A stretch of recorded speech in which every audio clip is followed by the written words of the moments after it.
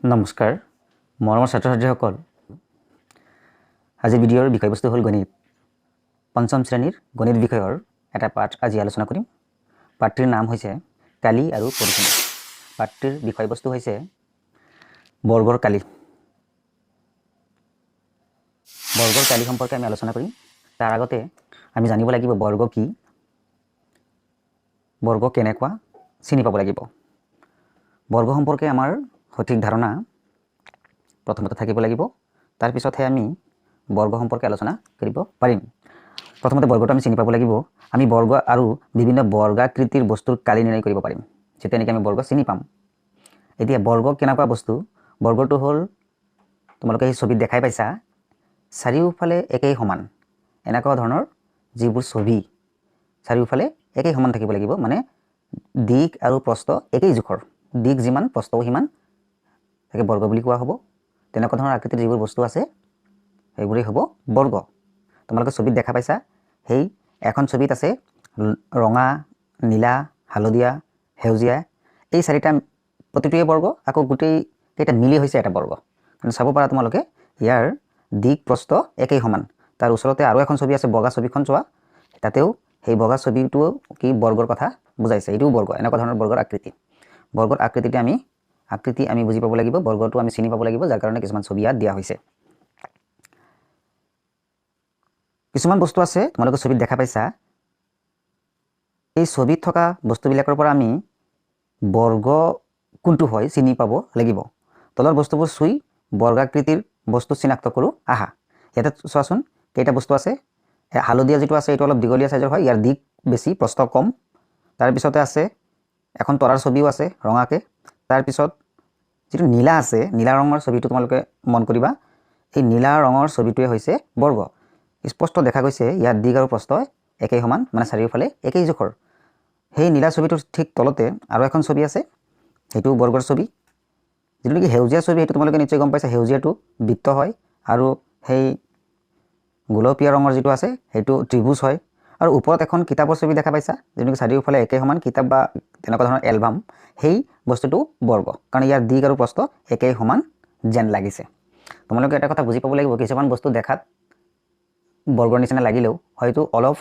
দিক বা প্ৰস্থ কম বেছি হ'ব পাৰে দিক বা প্ৰস্থ যদি কম বেছি হয় তেতিয়াহ'লে বৰ্গ নহয় বৰ্গ হ'বলৈ হ'লে দিক যিমান প্ৰস্থ সিমানেই হ'ব লাগিব ইয়াৰ পৰা এটা কথা স্পষ্ট হ'ব লাগিব যে বৰ্গৰ দিক আৰু প্ৰস্থ সমান গতিকে বৰ্গৰ যিটো নেকি আমাৰ ধাৰণা অলপ আহিছে বা আহিব এই ছবিবোৰ চাই ইয়াৰ পৰা তোমালোকে বাছি উলিয়াব পাৰা তিনিটা ইয়াতে বৰ্গ আছে এই ছবিটোত তিনিটা বৰ্গ আছে দেখা গৈছে নিশ্চয় বাছি উলিয়াব পাৰিছা ইয়াৰ পিছত তোমালোকে চোৱা যে বৰ্গাকৃতিৰ ক্ষেত্ৰটো কাষত থকা টালিসমূহেৰে পূৰ কৰা এনেকৈ দেখাইছে এইটোও বৰ্গাকৃতিৰ যিটো বগা ৰঙৰ ঘৰ দেখা পাইছে সেইটোও বৰ্গ তাৰপিছত ইয়াতে আছে সেউজীয়া হালধীয়া তাৰপিছত নীলা গোলপীয়া গাঢ় সেউজীয়া তাৰপিছত আছে গেৰুৱা এনেকুৱা ধৰণৰ বিভিন্ন ৰঙৰ বৰ্গ কিছুমান দিয়া আছে টালি বুলি কোৱা হৈছে সেইটো আমি টাইলছ বুলিও কওঁ সেই টালিবিলাকেৰে এই ঘৰটো এই বগা ডাঙৰ ঘৰটো পুৰাব লাগে মানে প্ৰত্যেকটো সৰু সৰুবিলাকো বৰ্গ এই ডাঙৰ ঘৰটো বৰ্গ ইয়াত আমি ধুনীয়াকৈ মিলাব পৰা যাব ইয়াতে 9টা বৰ্গ আছে সৰু বৰ্গ 9টা আছে আৰু সেই ডাঙৰ বৰ্গটোত এই 9টা বৰ্গই আমি মিলাই বহাব পাৰিম গতিকে মানে কি যদি ইয়াৰ দিক আৰু প্ৰস্থ একেই হয় এই সৰু সৰু যিবিলাক বৰ্গ দেখা পাইছা এইবিলাকৰ যিটো নেকি আকৃতি বৰ্গৰ আকৃতি হ'ব লাগিব আৰু ডাঙৰ সেই বগা যিটো দেখা পাইছা সেইটো বৰ্গ বা বৰ্গাকৃতিৰ হ'ব লাগিব তেতিয়াহে ইয়াত মিলাই বহাব পৰা যাব টালিবোৰ মিলাই বহাবলৈ হ'লে দুয়োটাই বৰ্গ হ'ব লাগিব তাৰপিছত আছে এই যিটো নেকি তোমালোকে দেখা পাইছা সেই বিভিন্ন ৰঙৰ সৰু সৰু বৰ্গকেইটা এই ডাঙৰ বগা বৰ্গটোত ধুনীয়াকৈ মিলাই বহাইছে মুঠ ইয়াতে 9টা সৰু বৰ্গ এটা ডাঙৰ সেই বগা বৰ্গটোত মিলাই ধুনীয়াকৈ বহোৱা হৈছে এতিয়া বৰ্গাকৃতিৰ মজিয়া মানে ফ্লোৰ যিটো মজিয়া বুলি কয় তাতে টাইলছ যিটো লগায় টালি সেই টালি ধুনীয়াকৈ বহাইছে পুৰ কৰিবলৈ কিমানখন বৰ্গাকৃতিৰ টালি ব্যৱহাৰ কৰিলা এটা দেখা গৈছে 3 3 3 3 মানে 9 3 3 6 আৰু 3 9 9টা সৰু বৰ্গ বা বৰ্গাকৃতিৰ টালি প্ৰয়োজন হৈছে এতিয়া 9খন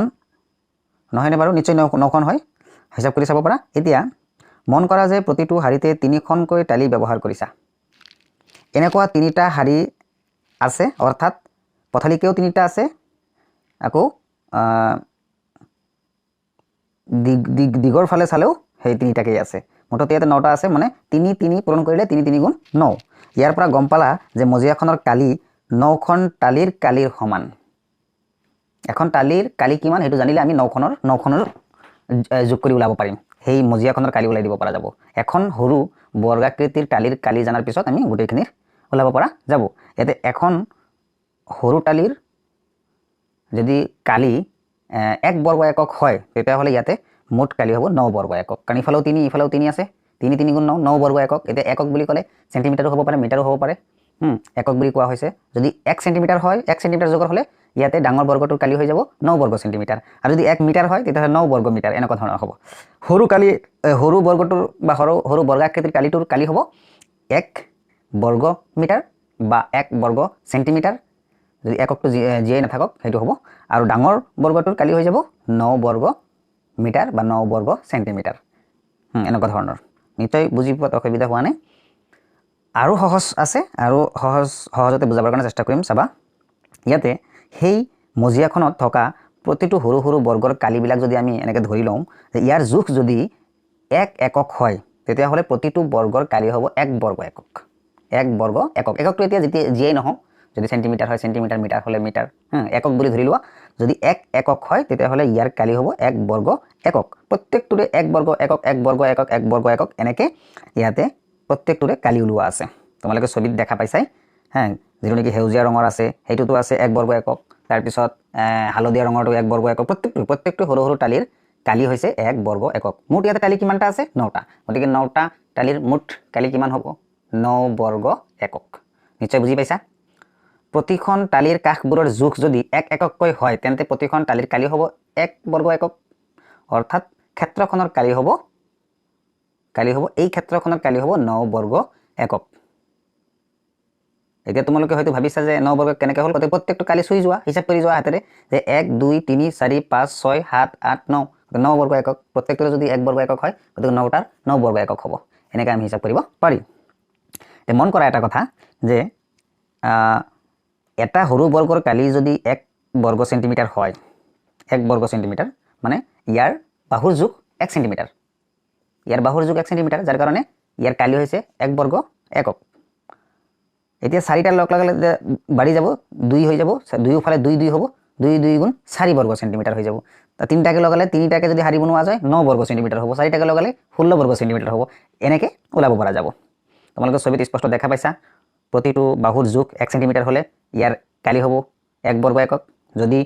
বাহুৰ দৈৰ্ঘ্য 2 সেন্টিমিটাৰ হয় তেতিয়াহ'লে 4 বৰ্গ সেন্টিমিটাৰ আৰু যদি 3 সেন্টিমিটাৰ হয় বাহুৰ দৈৰ্ঘ্য তেতিয়াহ'লে হ'ব 9 বৰ্গ সেন্টিমিটাৰ এটা চোৱা বৰ্গৰ বাহু এটাৰ মাপ জানিলেই বৰ্গটোৰ কালি উলিয়াব পাৰি নিশ্চয় বুজি পাইছা যদি যেতিয়া আমি বৰ্গৰ বাহুৰ দৈৰ্ঘ্যটো জানিম যিকোনো এটা বাহুৰ মাপ জানিম তেতিয়াহ'লে বৰ্গৰ কালি উলিওৱাটো একেবাৰে সহজ বৰ্গৰ কালি সেই বাহুটো পূৰণ কৰি দিলেই হ'ল যদি 2 বাহুৰ দৈৰ্ঘ্য হয় 2ৰে 2 পূৰণ কৰি দিয়া যদি 3 হয় 3ৰে 3 পূৰণ কৰি দিয়া ওলাই যাব গতিকে বৰ্গৰ কালি উলিওৱা সহজ কেতিয়া হ'ব যেতিয়া নেকি আমি বৰ্গৰ এটা বাহুৰ মাপ জানিম তেতিয়া আমি বৰ্গৰ কালিটো ওলাব পাৰিম এতিয়া নিয়মটো কেনেকুৱা ধৰণৰ হ'ব বৰ্গৰ কালি উলিওৱা নিয়মটো হ'ব তোমালোকে ছবিত দেখা পাইছা চোৱাচোন এয়া বৰ্গৰ কালি সমান চিন কি আছে বাহু পূৰণ বাহু কিমান সহজ বাহু পূৰণ বাহু বা বাহু স্কোয়াৰ বুলি ক'লেও ভুল নহয় বাহু স্কোয়াৰ তোমালোকে যেহেতু বুজি নাপাবা স্কোয়াৰ বুলি ক'লে স্কোয়াৰৰ জ্ঞান তোমালোকৰ হয়তো নাই যাৰ কাৰণে তোমালোকে কি কৰিব লাগিব বাহু পূৰণ বাহু এনেকৈ বুজিব লাগিব বাহুৰ দৈৰ্ঘ্য যিমানেই নহওক তুমি তাতে বহাই দিয়া 3 হ'লে 3 3 পূৰণ কৰি দিয়া 2 হ'লে 2 2 পূৰণ কৰি দিয়া 1 হ'লে 1 1 পূৰণ কৰি দিয়া বাছ বৰ্গৰ কালি ওলাই যাব নিশ্চয় বুজি পাইছা এতিয়া এই যিটো নেকি তুমি সৰু বৰ্গই হওক বা ডাঙৰ বৰ্গটোৱে হওক এই সৰু বৰ্গটোৰ মাজতে যিখিনি ঠাই আছে ইমান সময় আমি আলোচনা কৰিলোঁ চাৰি কাষটোৱে যিখিনি ঠাই আগুৰি আছে সেই ঠাইখিনি ক্ষেত্ৰফল বা কালি বুলি কোৱা হয় ক্ষেত্ৰফল বা কালি মানে এই গোটেইখিনি এই গোটেইখিনি বাহু চাইছানে এইটো এই প্ৰথম বাহুখিনি যিখিনি ঠাই আগুৰি আছে তাকে কালি বুলি কোৱা হয় ইমান সময় আলোচনা কৰিলোঁ আমি বাহুৰ কথা এই বাহু চাৰিটা যিখিনি ঠাই আগুৰি আছে তাক কি বুলি কয় ক্ষেত্ৰফল বা কালি সেইটোৱে নিশ্চয় বুজি পাইছা এতিয়া তোমালোকে চাবা এটা বৰ্গ প্ৰথমতে দিয়া হৈছে হালধীয়া বৰ্গটোৰ যে বাহুৰ দৈৰ্ঘ্য 2 সেন্টিমিটাৰ দিয়া আছে 2 সেন্টিমিটাৰ এনেকৈ দিয়া আছে হালধীয়া বৰ্গটোৰ কালি কিমান হ'ব 4 বৰ্গ সেন্টিমিটাৰ 2 পূৰণ 2 নিশ্চয় বুজি পাইছা যদি বুজি পোৱা নাই তোমালোকে বস্তুবিলাক অলপ গুৰুত্ব দিবা কিতাপ মেলি ল'বা পৰাপক্ষত বহীত লিখি ল'ব পাৰা তাৰপিছত আছে যিটো নেকি গোলপীয়া কালাৰৰ বৰ্গ সেইটোত কি আছে 4 সেন্টিমিটাৰ যদি আছে বাহুৰ দৈৰ্ঘ্য তেতিয়াহ'লে দুটা পূৰণ কৰি দিয়া 4 4 গুণ 16 বৰ্গ সেন্টিমিটাৰ হ'ব তাৰপিছতটোত আছে যিটো নেকি তোমাৰ নীলা ৰঙৰ তাতে আছে 6 সেন্টিমিটাৰ এই দুটা পূৰণ কৰি দিয়া 6 6 গুণ 36 6 6 গুণ 36 ইয়াতে প্ৰত্যেকটোৰে তোমাৰ 4টাকে উত্তৰ দিয়া আছে তাৰ পৰা বাছি উলিয়াব লাগে যেহেতু তোমালোকে বুজিয়ে পাইছা কেনেকৈ ওলাব লাগে মানে বাহুৰ দৈৰ্ঘ্য জানা থাকিলে বাহু পূৰণ কৰি দিলে হৈ গ'ল 2 থাকিলে 2 দ্বিগুণ 4 হ'ব গতিকে তাতে আৰু 2 আছে 4 আছে 6 আছে 22 আছে দৰকাৰ নাই ইমান জানা 2 2 পূৰণ কৰি দিলে হৈ গ'ল 4 আকৌ যদি 4 আছে 4 4 দুটা পূৰণ কৰি দিলে 16 আৰু বাকি যিখিনি অপচন আছে কিনে নহয় ঠিক তেনেকুৱা 6 আৰু 6 আছে গতিকে 6 6 গুণ পূৰণ কৰিলে কিমান 36 আৰু ইয়াতে আছে 6 আছে 12 আছে 66 আছে 36 আছে 36 যেটো আছে এটো কি হ'ব শুদ্ধ উত্তৰ এটা চোৱা মিলাও আহা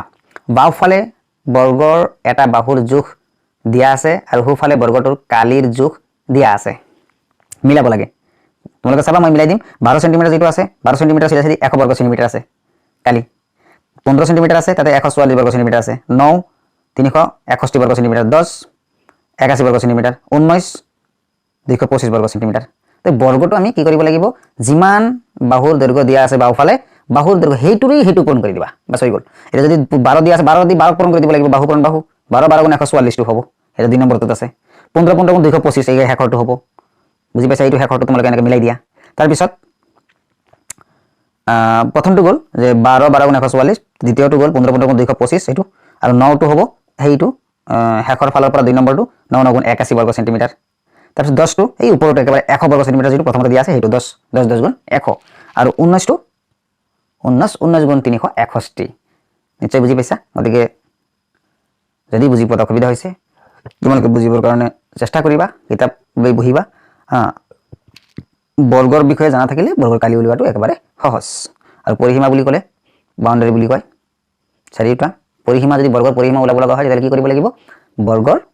চাৰিটা বাহু যোগ কৰিব লাগিব এটা বাহুৰ মাপ জানাৰ লগে লগে যদি আমি এটা বাহুৰ মাপ জানো যেনিবা 2 সেমি এটা বৰ্গৰ বাহুৰ এটা মাপ 2 সেমি তাহলে 2 2 চাৰিটা আছে 4 2 গুণ 8 ইয়াৰ পৰিসীমা হৈ যাব 8 সেমি পৰিসীমা উলাওতে আকৌ বৰ্গ সেন্টিমিটাৰ নহয় যেহেতু পূৰণ নহয় যোগ হ'ব গতিকে যোগ কৰি দিয়াৰ লগে লগে 4টা যোগ কৰি দিবা যদি 4 দিয়া আছে 4 4 4 4 এনেকৈ যোগ কৰি দিবলে কিমান হ'ব 4 4 8 8 12 16 সেন্টিমিটাৰ এনেকৈ পৰিসীমা উলোৱা হয় বাৰু মই হেতু দেখাই দিম আজি ভিডিও ইমানতে সামৰণি মাৰিছো তোমালোকে বৰ্গ সম্পৰ্কে ধাৰণাটো নিশ্চয় স্পষ্ট ধাৰণা এটা পাইছা যদি পোৱা নাই মই আগলৈ তোমালোকক বুজাবৰ কাৰণে চেষ্টা কৰিম ধন্যবাদ